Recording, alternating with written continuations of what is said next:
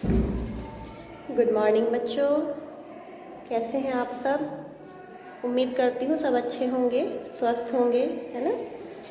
बच्चों, आपके हिंदी व्याकरण में अब हम अगला टॉपिक पढ़ेंगे, डायरी लेखन। डायरी लेखन हमारा बहुत अच्छा इंटरेस्टिंग टॉपिक है। देखिए, डायरी क्या होती है आप सभी जानते हैं, डायरी से सभी परिचित हैं, सबने डायरी देखी है, सबके पास खुद की पर्सनल डायरी भी होगी।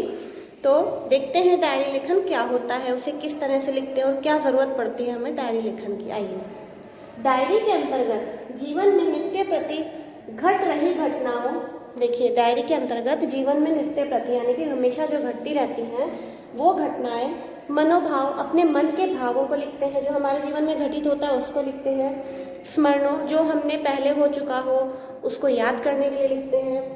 अनुभवों, अपने एक्सपीरियंस आदि को लिपिबद्ध किया जाता है। इसमें रोचकता एवं संग्रह करने की जिज्ञासा होती है। तो जो हमारे जीवन में घटनाएं घटती हैं उन्हें हम डायरी में लिखते हैं और अपने मन के भावों को, हमारे मन में जो बातें आ रही हैं हम उसे डायरी में उतार देते हैं।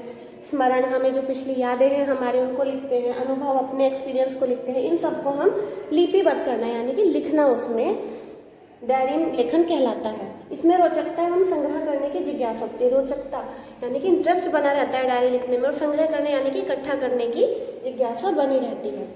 तो बच्चों, वही होता है कि हमने आज क्या किया पूरे दिन। कुछ लोगों को आदत होती है, कुछ बच्चों को आदत होती है कि हमने पूरे दिन क्या किया उसको हम शाम को डायरी में लिखते हैं।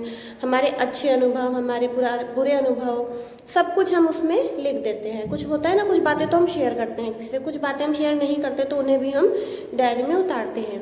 और डायरी लिखना भी एक बहुत अच्छी आदत है। तो आगे हम देखते हैं कि डायरी लिखते वक्त हमें किन किन बातों का ध्यान रखना चाहिए।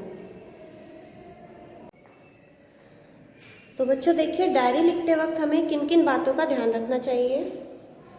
सबसे पहले, दिन भर के बीते हुए कार्यों को सार के रूप में वर्णित करना, यानी कि हमें एक एक बात को एज इट इज नहीं लिखकर सार के रूप में, जैसे सार होता है पूरे, जब भी हम कोई पाठ पढ़ते हैं उसका सार हमें समझ में आता है, इसी तरह से अपने पूरे दिन के जो हमारे कार्य हैं उसको हमें सार के रूप में लिखना होता है, संक्षिप्त करके। दूसरी बात को ध्यान देखना है, घटित होने वाली घटनाओं का क्रमबद्ध निरूपण करना, कि सुबह हमने उठकर क्या किया, सबसे पहले क्या हुआ, उसके बाद कौन सी घटना घटी, फिर तीसरी घटना, इस तरह से एक क्रम के रूप में उन घटनाओं का हमें वर्णन करना चाहिए। अगला महत्वपूर्ण बिंदु है, वाक्य ज्यादा लंबा न होकर संक्षिप्त होना चाहिए।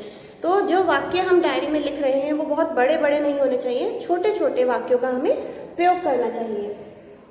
भाषा एवं शैली का प्रयोग घटनाओं के अनुरूप हो, यानी कि हम जिस भाषा का प्रयोग कर रहे हैं, जो हम शैली अपना रहे हैं, वो हमारी घटनाओं के अनुरूप हो। जो घटनाएं हम उसमें वर्णित कर रहे हैं अपनी डायरी में, उसके अनुरूप, उसके अकॉर्डिंग हमें लिखनी चाहिए।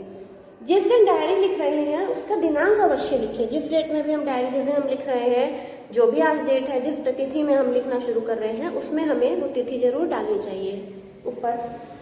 अगला है, डायरी लेखन का क्या समय है, वह सूर्योदय में लिखी गई है या सूर्यास्त में, इसका भी वर्णन करें। यानी कि हम डायरी सुबह लिख रहे हैं, सुबह के समय लिख रहे हैं, शाम के समय लिख रहे हैं, हमें वो भी लिखना है। इसका मतलब वो आपको डेट भी लिखनी है और समय भी लिखना है, सुबह है या शाम है। तो इन बातों का हमें ध्यान रखते हुए डायरी लेखन करना चाहिए। और बच्चों, डायरी लेखन की आदत बहुत अच्छी है, बहुत इंटरेस्ट आता है जब इसमें लिखना शुरू करते हैं, तो आप भी आदत जरूर डालिए।